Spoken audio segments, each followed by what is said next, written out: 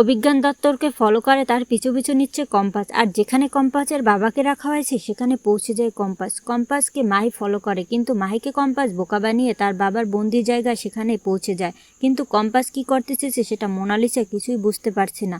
আর compass মোনালিসাকে বলে, তোমার কাজ হচ্ছে পাহারাদারকে ব্যস্ত রাখা, আর আমি খুঁজে বের করব দাদু বাবাকে কোন জায়গায় বন্দি করে রেখেছে।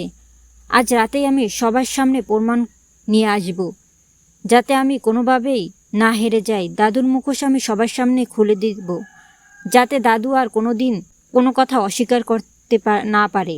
কম্পাসের কথার মতো মোনালিসা ভিতরে ঢুকে যায়। কম্পাসের বাবার পাহারাদার লোকদেরকে মোনালিসা ব্যস্ত করে ফেলে। তারপর তাদের কাছে যে একটা রিপোর্ট চায়, আর সেই রিপোর্ট তারা দেয়। যখন ভিতরে ঢুকে যায় তখন চুপি চুপি করে কম্পাসও ভিতরে ঢুকে যায়। অন্যদিকে দেখা যায় কম্পাসের বাবাকে যে রুমে রাখা হয়েছে ডাক্তার সেই রুমে বসে আছে। অন্যদিকে কম্পাস দরজার বাইরে লুকিয়ে থাকে।